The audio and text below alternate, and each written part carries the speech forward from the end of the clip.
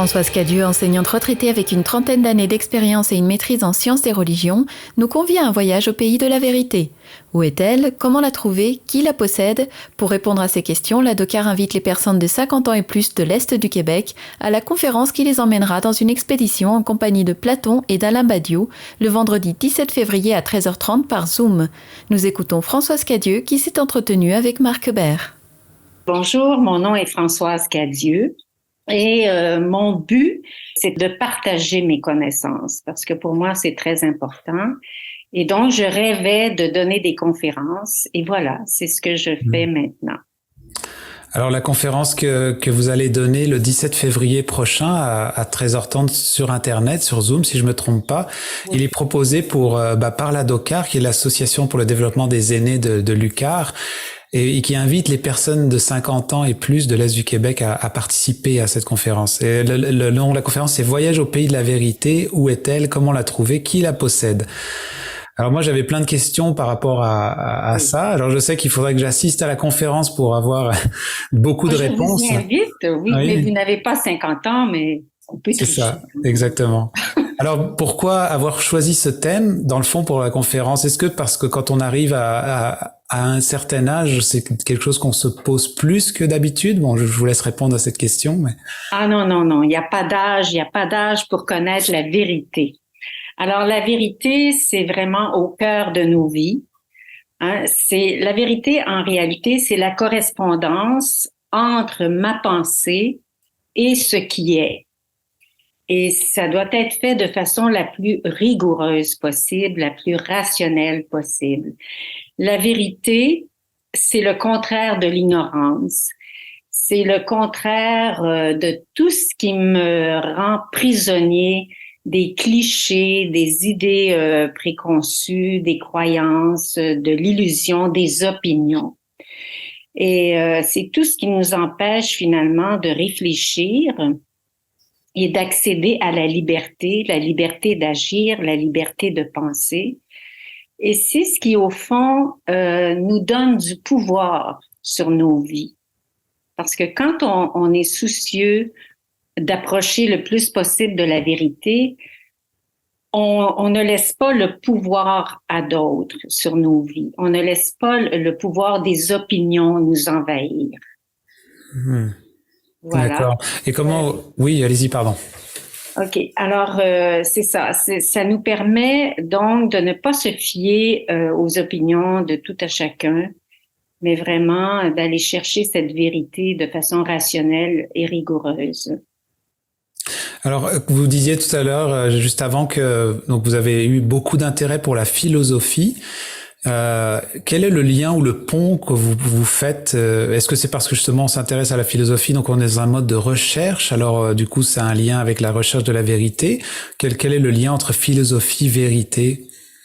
Ben, le lien, il me semble évident parce que la philosophie, c'est la recherche de la compréhension du monde et de l'homme. Et ça se fait par le biais de la vérité. Dans l'Antiquité grecque, déjà, avec Socrate et Platon, Socrate et Platon voulaient former des gouvernants en opposant, si vous voulez, le monde des sens au monde de la raison. Et le but derrière, c'était de créer une cité juste, une cité idéale. Et donc, je vais parler de Platon dans la conférence, mais je vais parler aussi d'Alain Badiou, qui est un philosophe contemporain et qui a repris ces idées de Platon, mais sous une forme vraiment actuelle du 21e siècle. Alors lui, il s'est intéressé aux images dont nous sommes inondés. Il s'est intéressé à toutes les faussetés qui circulent sur les réseaux sociaux, sur Facebook. Il s'est intéressé au monde des écrans, que ce soit cellulaire, tablette, ordinateur, pour recadrer tout ça dans l'optique de la vérité. Parce que pour lui, ça représente davantage le monde des opinions, qui est contraire à la vérité. Ah, c'est intéressant. Parce que effectivement, quand je lisais le synopsis de votre conférence, où on voit que vous allez un peu parler de cette allégorie de la caverne de Platon et faire le lien avec ce que Alain Badiou en reprenant cette allégorie-là. Est-ce que ça veut dire que l'univers des écrans et l'univers de tout ça fait un comparatif avec ces projections sur les murs de la caverne, si je comprends bien? Ah oui, ce serait un monde d'ombre parce que c'est sûr que c'est très attirant, c'est très accessible, le monde des écrans. On n'a qu'à appuyer sur un bouton et puis on est fasciné par toutes les images qui circulent. Mais ça correspondrait, si vous voulez, vraiment à l'intérieur de la caverne où on est plongé dans l'obscurité. Je vais vous en parler un peu davantage, si vous permettez, de la Bien sûr, oui, bien de la sûr. caverne. Bon, alors, c'est ça, c'est que vivre dans la caverne, c'est vraiment vivre dans l'obscurité, dans l'ignorance. C'est vivre dans une fausse lumière, un faux savoir. C'est vraiment être enchaîné aux opinions et aux idées préconçues. Et sortir de la caverne, ça demande des efforts, ça demande du courage. Euh, Ça demande de l'adaptation et ça fait mal, un peu comme quand nos yeux doivent s'adapter de l'obscurité au soleil, si vous voulez. Alors, on peut pas y accéder seul. On a besoin de quelqu'un, on a besoin des philosophes, entre autres, pour nous aider à sortir de cette caverne. Et il faut faire des efforts pour aller chercher la vérité. Il faut faire des lectures, il faut faire des recherches. Et une fois qu'on est sorti de la caverne, selon Platon et Badiou aussi, on se doit de revenir à la caverne pour instruire les autres. Et souvent, on est mal perçu, mais on le dit, la vérité fait mal. C'est dans notre langage. Donc, souvent, on est mal perçu, on se trouve inadapté par rapport aux autres, mais c'est un devoir que de le faire. Hmm. Pas se Alors, laisser envahir justement par tout ce monde de publicité, de fausses opinions. et puis dans mes questions que j'en ai une qui me vient en tête depuis qu'on discute là. J'avais déjà entendu dire que souvent on avait toute vérité est en chacun de nous, parce qu'on est en quête de quelque chose, et donc ça me fait penser aussi à cette autre image de Icare qui se fait brûler les ailes par le. Oui, c'est vrai, vous avez raison. Là, la vérité, il y a des gens qui pensent qu'elle est en chacun de nous, mais ça, c'est faux. Euh, la, la recherche de cette vérité est tellement rigoureuse que on peut pas dire que la vérité est en chacun de nous. Il faudrait dire que à chacun son opinion et pas à chacun sa vérité. Il y a des croyances. Il faut pas confondre les intuitions et les croyances. Parce que la vérité, c'est quelque chose qui est démontré, c'est quelque chose d'évident, c'est quelque chose qui devient universel, contrairement à la religion qui est une vérité révélée et qui fait appel à la croyance. D'accord. Oui, ça donne une belle image de montrer la distinction entre. C'est vraiment une démarche personnelle, un chemin sur lequel on chemine. C'est un chemin. Ah, vous avez exactement le bon terme. C'est un chemin. Et c'est un chemin qui évolue. Et plus on avance sur le chemin, plus on fait d'autres découvertes qui vont nous amener à approfondir. C'est évolutif, hein, ce n'est jamais terminé. Parce que la vérité, il y a des vérités scientifiques, il y a des vérités mathématiques, il y a des vérités dans les sciences humaines, mais il n'y a rien de définitif. C'est toujours en évolution et il n'y a personne qui la possède vraiment non plus. On n'est pas parfait. Donc, on est toujours en recherche. Mais enfin, c'est très important de sortir du monde de l'opinion. Et moi, si je peux vous donner quelques indices, quelques signes de vérité, alors, ce serait beaucoup dans l'intention.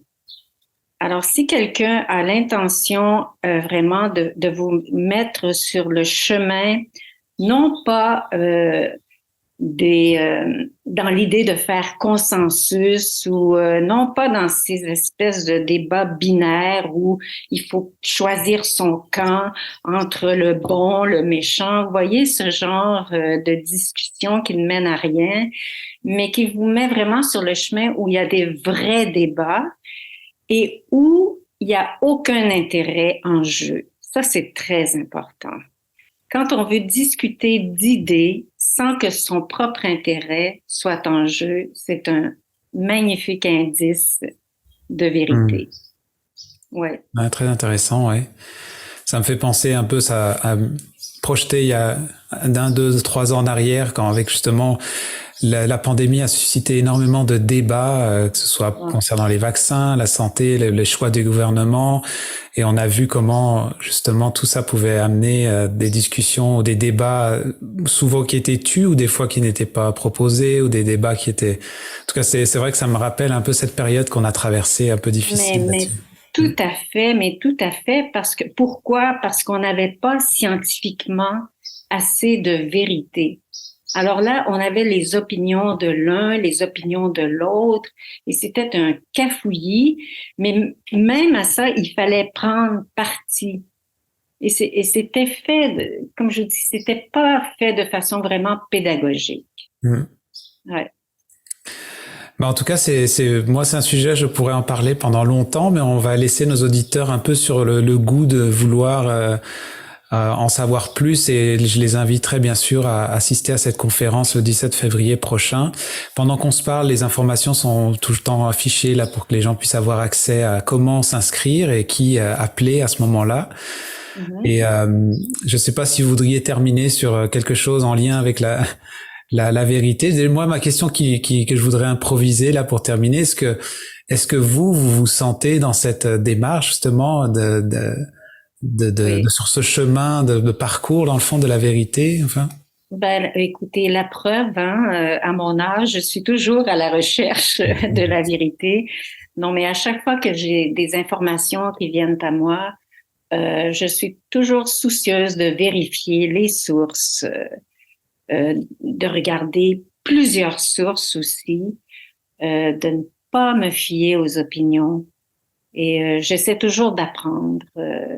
Et si je peux suggérer un philosophe québécois qui est très connu, en tout cas, pour ceux qui ne le connaissent pas, moi, je suggère fortement Alain Deneau. Deneault. C'est un francophone qui vit en Nouvelle-Écosse et qui est sur toutes les tribunes. C'est facile de l'écouter sur YouTube. Mais Alain Deneau, pour moi, c'est une bonne référence.